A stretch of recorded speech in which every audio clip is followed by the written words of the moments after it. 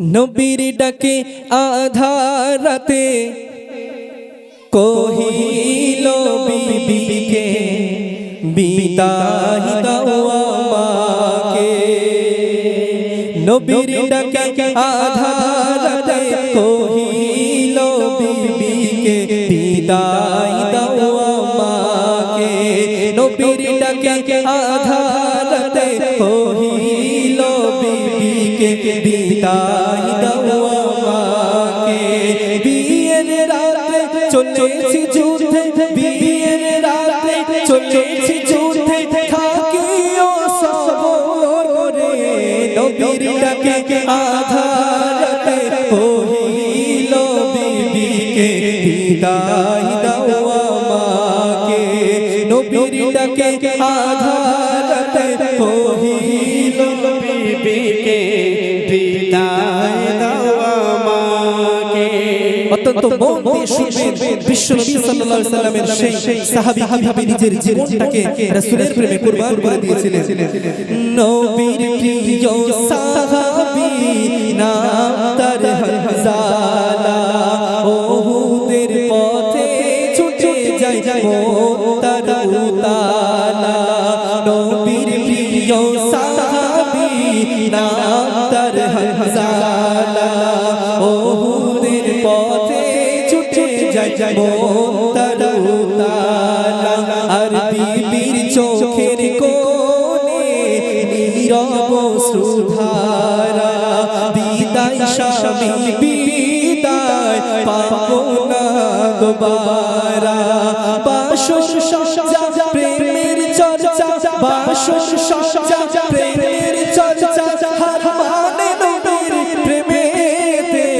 নবীর ডাকে আধারাতে কহিল বিবিকে বিদায় দাও আমাকে। নবীর ডাকে আধারাতে কহিল বিবিকে বিদায় দাও আমাকে। হযরত সালাহ রাদিয়াল্লাহু তাআলা আনহু যখন জীবনটাকে কুরবান করে দেওয়ার জন্য যুদ্ধের ময়দানে ছুটে যাচ্ছেন, বিবির মহব্বত নাই, নিজের সন্তানাদির মহব্বত নাই, মা বাপের মহব্বত তার অন্তরে নেই। শুধুমাত্র মহব্বত রয়েছেন একমাত্র আল্লাহ এবং আল্লাহ তার রাসূলকে। আল্লাহ এবং আল্লাহর রাসূলকে আপন করে নিয়ে নিজের সদ্য বিয়ে হওয়া স্ত্রীকে ঘরের মধ্যে ফেলে দিয়ে ছুটে যাচ্ছেন যুদ্ধের ময়দানে। এবং তার স্ত্রী ঘরের মধ্যে কি দোয়া চাচ্ছেন আল্লাহর দরবারে। আমাদের মতো সকিনা মজ্জিনা যদি একদিন রাত্রে তার স্বামী বাড়ি না আসে, কান্নাকাটি শুরু হয়ে যায়, আব্বার কাছে ফোন করে বলে, আব্বা আমি আর এই ঘর করব না, কারণ তোমার জামাই প্রতিনিয়ত কোথায় কোথায় চলে যায়, একদিন যদি বাড়ি না আসে কি না কি সমালোচনা করে দেয়, কোথায় না কোথায় চলে গেছে তার স্বামী, বছর কি বছর বাড়ি আসে না, এমন ঘটনা তৈরি করে দেয়। আল্লাহ পাক রব্বুল আলামিনের রাসূলের সেই সাহাবীর স্ত্রী দুহাত তুলে কি দোয়া করছেন আল্লাহর দরবারে কবি সুন্দর ভাষায় লিখছেন। দুহাত তুলে বিবি বলে আল্লাহর দরবারে, বিয়ের রাতে নতুন স্বামী সপিলাম তোমারে। দুহাত তুলে বিবি বলে আল্লাহর দরবারে, বিয়ের রাতে নতুন স্বামী সপিলাম তোমারে।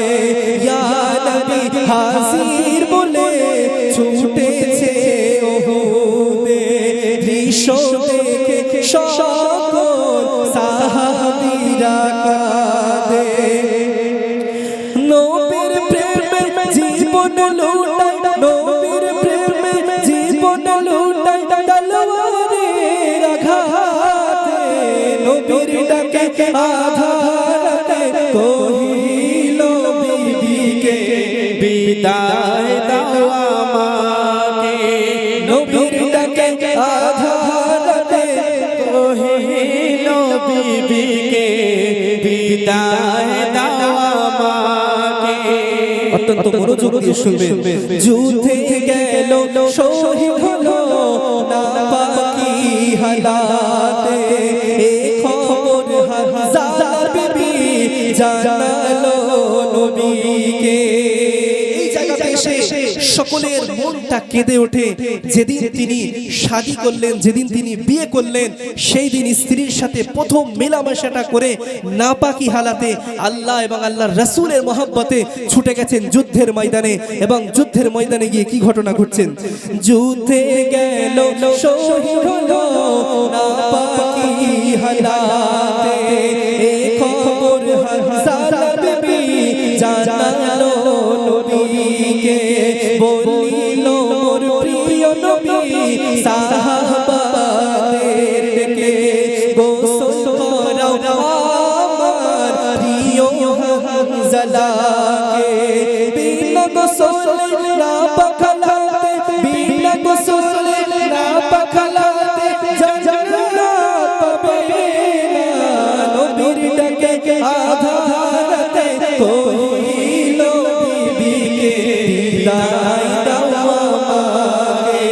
নবীর ডাকে আধা রাতে কহিল বিবিকে বিদায় দাও আমাকে। করুণ ঘটনা। বিশ্বনবীর প্রেমে যখন হানজালা যুদ্ধের ময়দানে গেলেন, তলোয়ারের আঘাতে দুনিয়ার মায়া ত্যাগ করে বিদায় নিয়ে চলে গেলেন সেই পরপারে। এবং রাসূলের কাছে তার স্ত্রী খবর দিলেন, ইয়া রাসূলুল্লাহ, ইয়া হাবিবাল্লাহ, বিয়াদবি মাফ করবেন, আমি আপনার কাছে বলতে বাধ্য হচ্ছি, আমি খবর শুনেছি আমার স্বামী নাকি শহীদ হয়ে দুনিয়া থেকে বিদায় নিয়ে চলে গেছেন। ইয়া রাসূলুল্লাহ, ইয়া হাবিবাল্লাহ, আজ প্রথম দিন আমাদের বিবাহ হয়েছে, আমাদের যে মেলামেশার কারণে আমার স্বামী নাপাক হয়েছে, এই নাপাক হালাতে শহীদ হয়ে গেছে। আপনারা সকলেই জেনে থাকবেন, যারা যুদ্ধে গিয়ে শহীদ হয় তাদেরকে বিনা গোসলে তাদেরকে আপনার দাফন করে দেওয়া হয় কবরে। সেই দাফন করে দেওয়ার জন্য যখন প্রস্তুতি চলছেন, এই খবর আল্লাহ রসুলের কাছে গেলেন এবং আল্লাহ রসুল তখন সাহাবীদেরকে বললেন, তোমরা খোঁজো আমার হানজালার লাশকে, কারণ এই অবস্থায় যদি হানজালার দাফন করে দেওয়া হয় তাহলে হানজালা জান্নাতে যেতে পারবে না। কারণ আমরা সকলেই জানি নাপাক হালাতে কিন্তু কেউ জান্নাতে যেতে পারে না। এজন্য কবিতার পরের কলিতে কি সুন্দর ভাষায় লিখছে দেখুন। ওহুদের ময়দান জাগে নবী প্রেমের গীতাম, ইতিহাসে অমর হলো সাহাবী হানজালার নাম। ওহুদের ময়দান জাগে নবী প্রেমের গীতাম, ইতিহাসে অমর হলো সাহাবী হানজালার নাম। পাগলের নেই সবাই খোঁজে সাহাবী হানজালার লাশ, গায়ে দিয়া আওয়াজ আসে বন্ধ করো তালাশ। ফারিস্তারা নেমে এসে, ফারিস্তারা নেমে এসে গোসল দিল হানজালাকে। নবীর ডাকে আধা রাতে কহিল বিবিকে বিদায় দাও আমাকে। নবীর ডাকে আধা রাতে কহিল বিবিকে বিদায়